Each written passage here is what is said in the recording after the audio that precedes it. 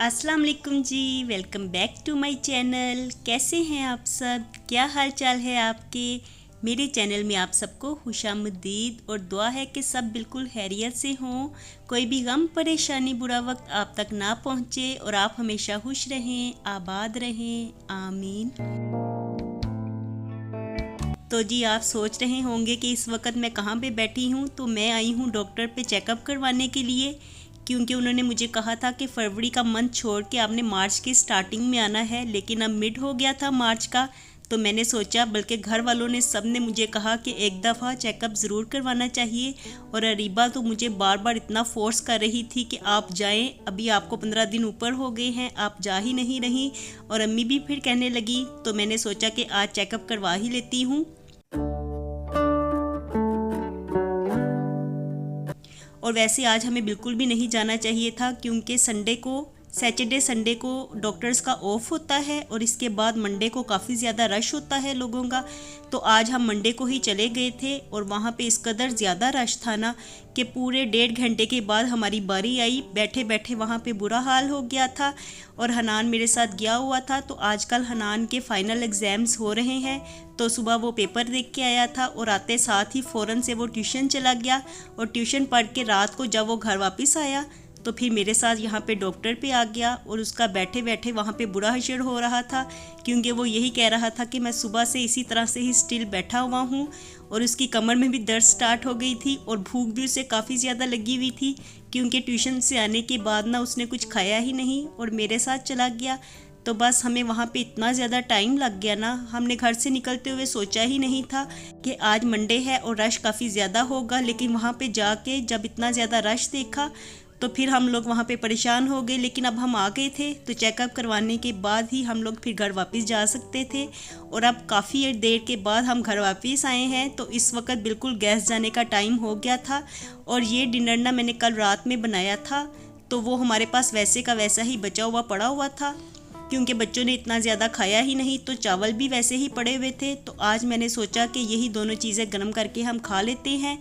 तो चावलों को दोबारा से थोड़ा सा पानी लगा के मैं दम पे रख आई हूँ, ताकि ये गर्म हो जाएं अच्छी तरह से, क्योंकि फ्रिज में से निकाल के इनको मैंने बाहर रखा हुआ था। तो ऐसे में चावल अभी तक इस तरह से ही जमे जमे थे, तो उनको गर्म करने के लिए रखा है। और साथ में मैंने साग बनाया हुआ था। तो यही हम लोग आज अपना डिनर करने लगे हैं। और वहाँ पे हनान मुझे बार बार ये भी कह रहा था कि भूख बहुत ज़्यादा लग रही है, लेकिन फिर हम क्या करते, तो डॉक्टर को चेकअप करवाना तो ज़रूरी था। तो बस ये भी काम आज मैंने ख़त्म कर लिया है। और डॉक्टर के पास जब भी जाए ना, तो ब्लड प्रेशर चाहे मेरा नॉर्मल ही हो घर में, लेकिन वहाँ पे जाके ना ब्लड प्रेशर मेरा हाई हो जाता है। पता नहीं, वहाँ पे मुझे जाते हुए थोड़ी सी टेंशन भी हो जाती है, इस वजह से भी ब्लड प्रेशर थोड़ा सा हाई हो जाता है। लेकिन अल्हम्दुलिल्लाह इस दफ़ा जब डॉक्टर ने चेक किया तो ब्लड प्रेशर मेरा नॉर्मल ही था। हालांकि घर में मैं जब चेक करती थी तो इसी वजह से ही मुझे रीबा भी कहती थी मेरा ब्लड प्रेशर लो जाता था। जब भी मैं मेडिसिन वगैरह लेती थी तो ब्लड प्रेशर बिल्कुल ही लो हो जाता था, 96/67, कभी 95/65, तो इस तरह से रहता था। और काफ़ी ज़्यादा ना मुझे कमज़ोरी वगैरह फ़ील होती थी और बिल्कुल भी दिल नहीं चाहता था कि मैं कोई काम करूं, उठ के व्लॉग वगैरह बनाऊं, कुछ भी करने को जी नहीं चाहता था। तो ऐसे ही बस ढीली ढीली सी मेरी तबीयत रहती थी। तो मैंने सोचा कि इसलिए भी चेक करवाना ज़रूरी है, क्योंकि जो मेडिसिन मैं खा रही थी वो काफ़ी ज़्यादा हाई थी। तो अब डॉक्टर ने बिल्कुल ही लाइट मुझे एक गोली दी है। उन्होंने कहा है कि बस यही आपने लेनी है और फिर रमज़ान के बाद दोबारा से चेक करवाना है। तो स्लोली करके फिर इस तरह वो मेडिसिन को लाइट करते जाएंगे, क्योंकि एकदम से ही मेडिसिन को बिल्कुल लाइट नहीं किया जा सकता था। तो अब मैं घर आके भी चेक कर रही थी, क्योंकि वहाँ पे मैंने डॉक्टर से पूछा तो उन्होंने कहा ठीक है। और मैंने घर आके फिर दोबारा से चेक किया है, तो अल्हम्दुलिल्लाह से अब ब्लड प्रेशर मेरा ठीक ही था। और सब लोग ना घर में मेरे ब्लड प्रेशर की वजह से ही परेशान रहते हैं। तो बस ये एक बात जो दिमाग में हमारे बैठ जाती है ना, फिर वो निकलती नहीं है। और मैं वैसे भी ना इस मामले में काफ़ी ज़्यादा वहमी हूँ। मैं दिन में कितनी दफ़ा ना ब्लड प्रेशर को चेक करती रहती हूँ। बस ऐसे ही दिल में ख्याल आता है कि कहीं ज़्यादा ना हो जाए, फिर कभी ख्याल आता है कि कम ना हो जाए। तो बस अल्लाह ताला ने जो सेहत दी होती है ना, वो सेहत बहुत बड़ी नेमत है। और जो लोग दवाइयों वगैरह के बगैर हैं, तो वो रब का शुक्रिया अदा दिन में करोड़ों बार किया करें, क्योंकि अल्लाह ताला की सेहत का मुकाबला दुनिया की दुआएं बिल्कुल भी नहीं कर सकती। तो बस हमें अल्लाह ताला का हर वक्त हर मौके पे शुक्र अदा करते रहना चाहिए और अल्हम्दुलिल्लाह कहते रहना चाहिए।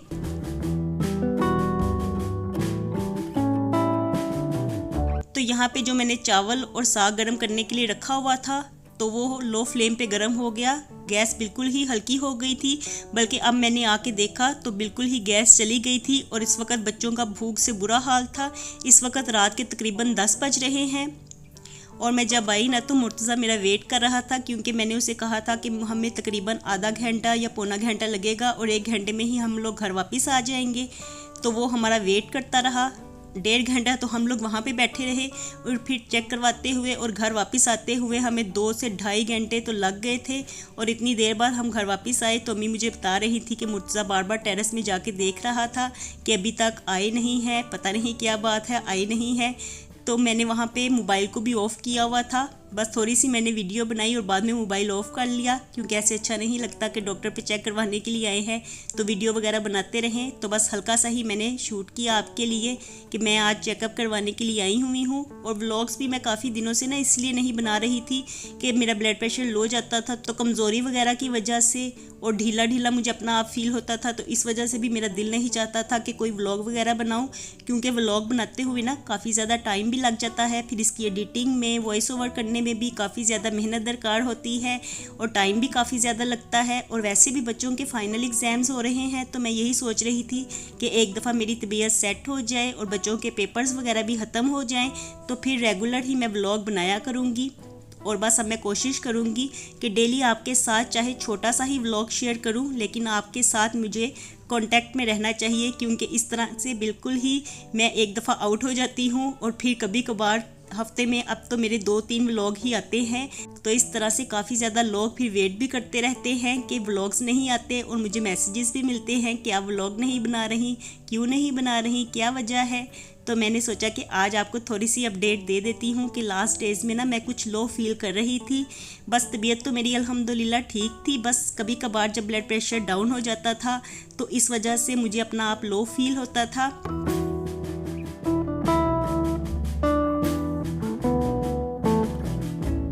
और इसी वजह से ना इस दफ़ा मैंने रमज़ान से पहले घर में क्लीनिंग का काम भी स्टार्ट नहीं किया। हालांकि मैं याद कर रही थी कि लास्ट ईयर ना मैंने इतने जोशो खरोश के साथ अपने घर को साफ़ किया था, कोना कोना चमका दिया था, लेकिन इस दफ़ा इतनी हिम्मत ही नहीं जमा हो रही कि मैं घर का काम सारा कर सकूं। लेकिन अब मैंने सोचा है कि अब दोबारा से मैं नई एनर्जी के साथ अपने व्लॉग्स का भी आगाज़ करूंगी और अपने घर में क्लीनिंग वगैरह का भी आगाज़ करती हूं, क्योंकि रमज़ान शरीफ आने वाले हैं, अब तो बिल्कुल ही करीब है। तो जल्दी से घर में क्लीनिंग का काम भी कर लेना चाहिए, क्योंकि फिर रमज़ान में हमें ज़्यादा क्लीनिंग का काम नहीं करना पड़ेगा और इबादत में ही ज़्यादा टाइम गुजारेंगे इंशाअल्लाह ताला। अल्लाह ताला सबको रमज़ान तक पहुंचने की तौफीक अता फ़रमाए और सबको रमज़ान में इबादत करने की तौफीक भी अता फ़रमाए, आमीन। तो आप सब भी ना मुझे अपनी दुआओं में ज़रूर याद रखिएगा।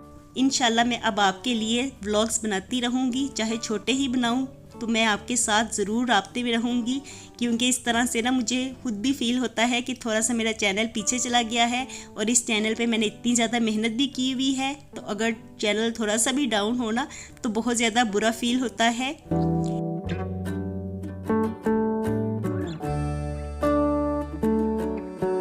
तो यहाँ पे हम लोग अपना डिनर ही कर रहे थे, तो बस रीबा तो अंदर रूम में बैठ के ही डिनर कर रही है, वो तो आपको पता है व्लॉग्स में कम ही आती है। और बाकी अम्मी ने अभी थोड़ी देर पहले ही इंजेक्शन वगैरह लगवाया है, तो वो थोड़ी देर बाद डिनर करेंगी। तो हम तीनों ही यहाँ बैठ के अपना डिनर कर रहे हैं और साथ में गपशप भी हो रही है।